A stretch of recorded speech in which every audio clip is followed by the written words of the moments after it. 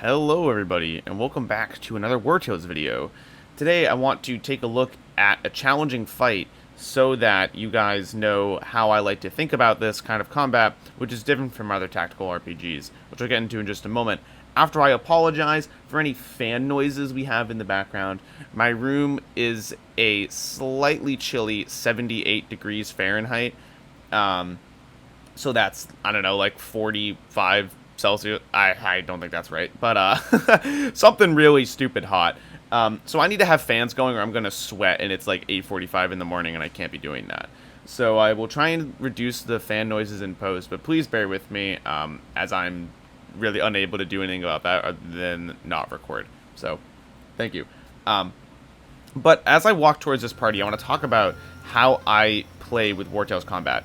And it is slightly different from other tactical RPGs in that the big thing is there's a lot more planning.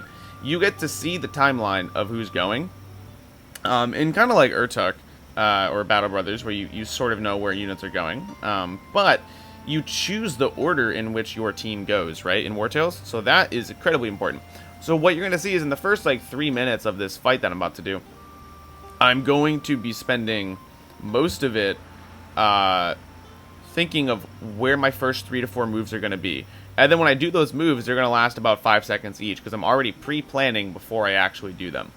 So, thinking about this, I want you to, as I play, watch me do this, and then try and apply that into your own fights.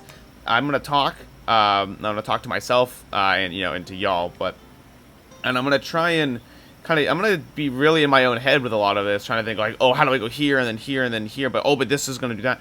It's a lot of stuff, and it's kind of complex, but the takeaway is that you have to be able to plan moves in advance and know what the enemies are going to do and predict that, because you also know the order that they're going in, right? So you want to be able to neutralize targets and make them benign in the correct order to reduce damage, to get kills, which increases your morale and gets you the galvanization, the damage bonus at 30% for killing most of the enemies. And then you start kind of steamrolling the fight that way. And if you're able to foreplan your moves, you'll be more equipped. So let's just get right into it. Alrighty, let's take a look at it. So we have 7 enemies, I believe. We have 2 henchmen. Henchmen are just the crappy kind of like raider guys. Force them to engage, that happens anyway. Decent armor, a little bit of guard, 20% damage reduction. Okay, they all have that. That's a leader ability because we have this basically brigand leader here. Alright, so both the crappy henchmen here, the raider. This is an interesting attack. This does like a target, and then you have to be there next turn to get hit by it. So you can kind of kite this guy indefinitely. Bomber. 6 damage to all units in the area, then creates a fire. Yeah, this is really bad. I can't let either of these bombers actually take their turn. They both go first. Okay, that's awful. So I have to get on one of them.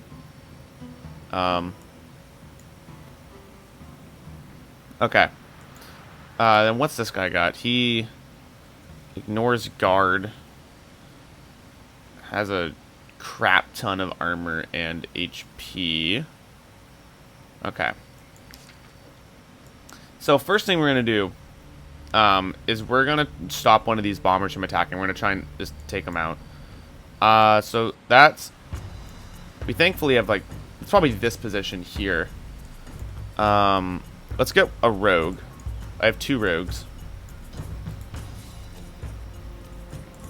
You can move here and then trap this bomber. This one's the harder one to get to anyway. So both the bombers are going to go. I'd actually like to get on the bomber next.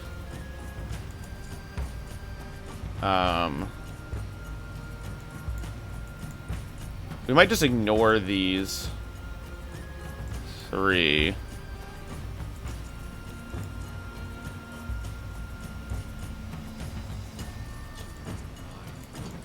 Alright.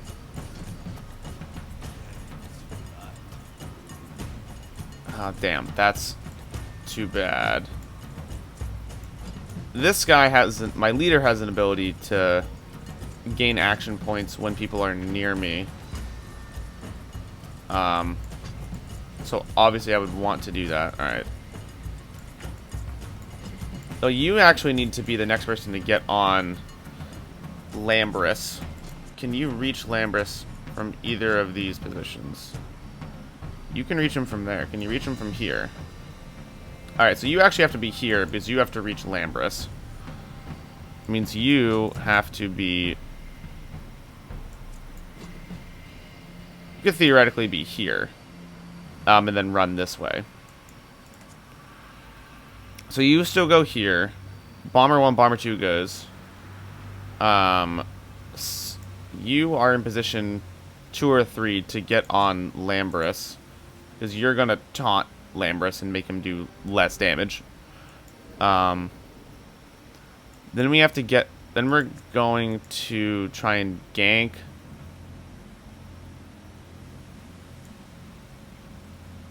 Issue with this is if this doesn't give us a lot of galvanization. So we're going to have to do that round 2, which means we're going to want So to get more pips, we are then going to want to get people near him who is going to be here, obviously, Lambris. We're going to want to have everybody else start going in and ganking Lambris. And that gives us the pips we need to then attack everybody else. So, you are also that you have a recoil shot, which is going to be good for getting rid of that if need be. But I'm gonna want to put. Yeah, we have like no pips, which is annoying. Fourth. You can't do anything. Alright, so this... Alright, here we are.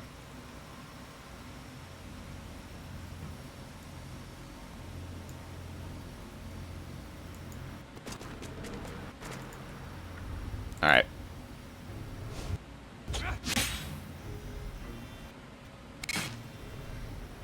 Alright, that's that turn. He's just gonna punch me. That was a lot of damage for a punch. This is terrible. Yeah, so now you take frickin' fire damage for the rest of the fight. Like...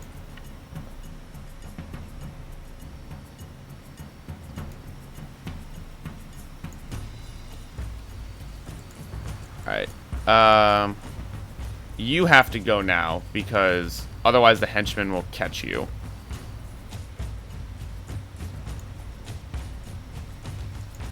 Can you go here and hit both of them? Yes.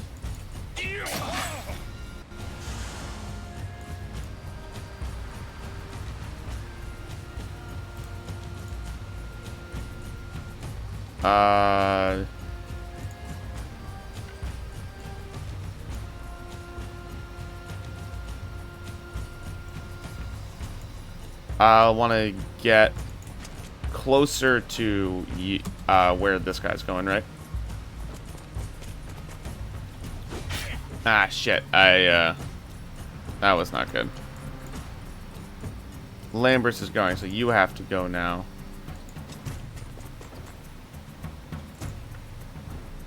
I don't know if we need the pips now. But I don't know if we're getting more than 2 from this. So let's get 2 pips. You're gonna get a pip from engaging with somebody. Alright. Yeah, 6 damage. There's good. This guy won't actually do anything. I want him to walk up this far and then waste his turn. So you don't go now. When do you... It's you, and then you, and then you.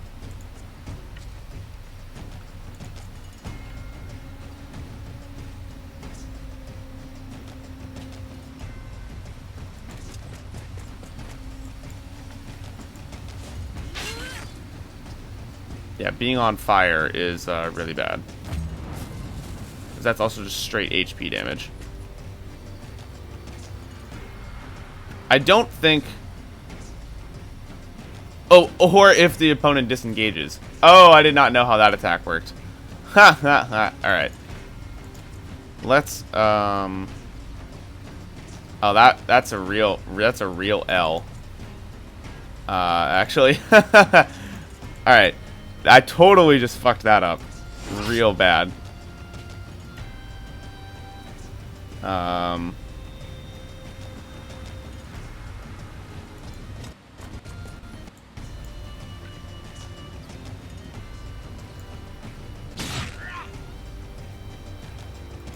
Unit generates twice as much valor. Not what I want to do.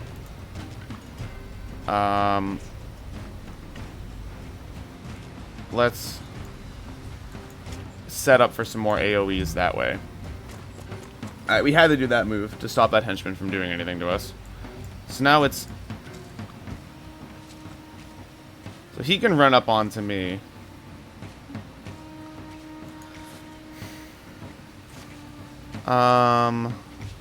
Do I want to do double...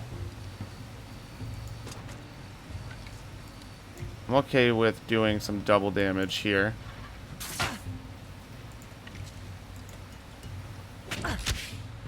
Alright. Slow him down. He can't reach the archer. You can't reach the archer either. Archer is basically safe to end their turn. And then he just targets, so he doesn't do anything on his turn. And then he starts bleeding. Okay. Easy, easy, easy. Alright,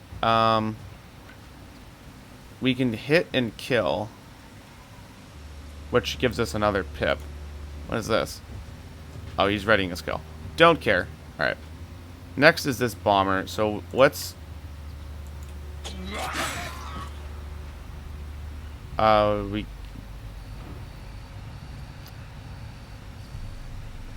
definitely not worth walking here. So let's walk next to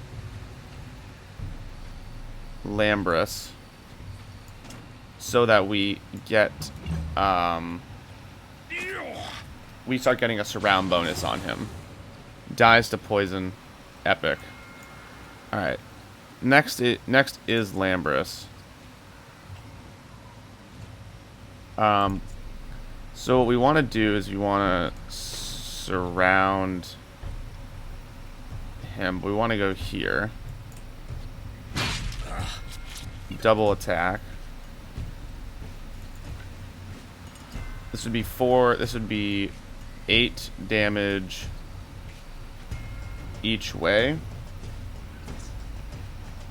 2 pips for 8 damage is not very good, I don't think. But yeah, so now Lambrus is surrounded, which means he takes 30% more damage. And he's still not doing a lot of damage. We want to... Alright. Raider, useless turn. Next is the bomber. So what we want to do is... We want to not get caught by this guy. But... we want to hit this Raider here to increase the poison on him. Don't I have poison?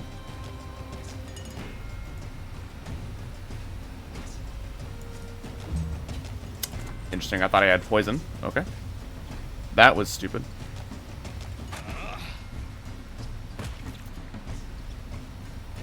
Alright. We want to see what the henchmen are doing, so yeah, this is a smack. He is still weakened for another turn. So I'm okay with ending.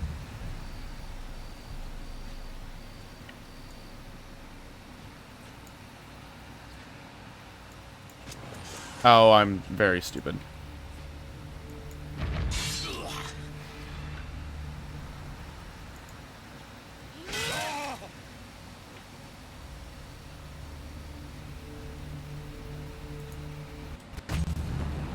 I'm messing up on this person with the stupid cloud.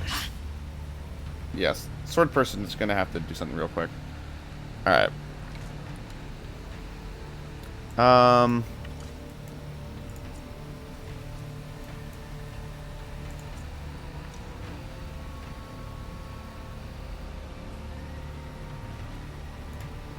Where can you walk to? So if I go like to right above the blood cloud, I'll be fine.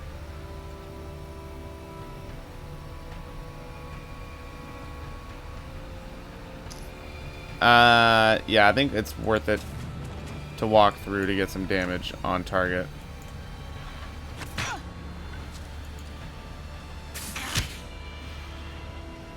Alright.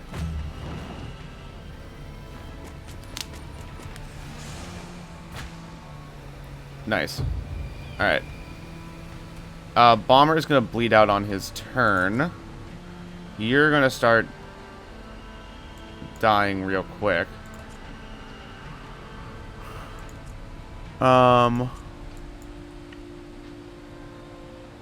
going to take 1,000,000 status effects if I go there.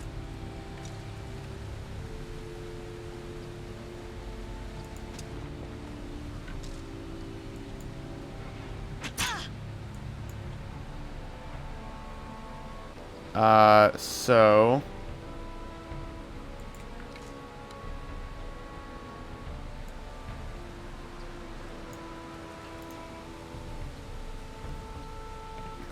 if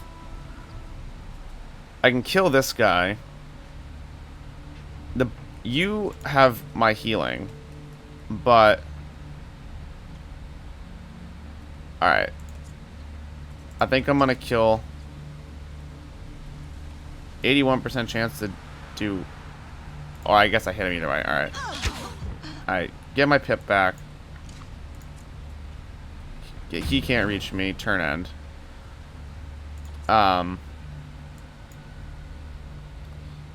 You're gonna die to the bomber, so you're gonna run over and stop that burning.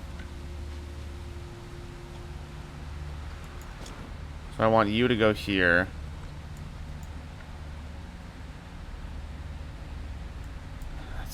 Quite obnoxious. About this.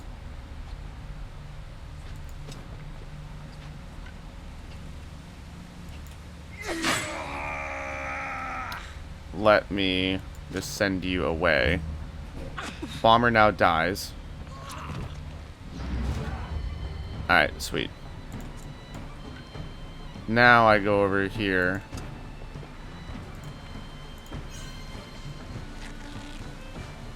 Alright. Having AoE only attacks on my team is kind of an L. Oh, okay. That sucks. Wait for him to move up.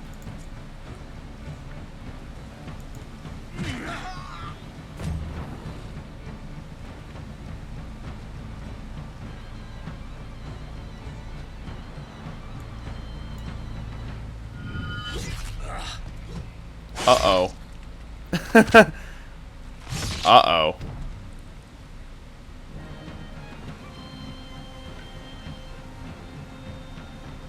Yeah, just stay next to him and keep the burning alive. Yeah, he took 11 freaking damage.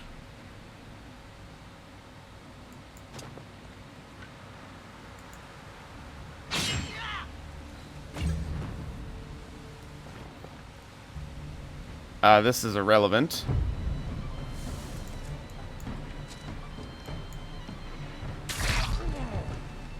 And now he flees.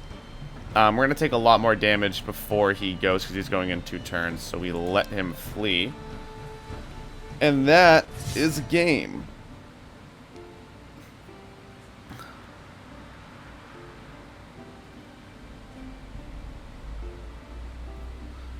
that was really good. That was pretty difficult fight, all things considered. But that was really good. I mean, this is a test save, so let me just repair, and then let's go on to what we actually did with each person. Continue. All right. So, everyone played their role really well. So we have our tank, who didn't do a whole lot. He walked up, weakened, used galvanize, and then tanked. So effective job here.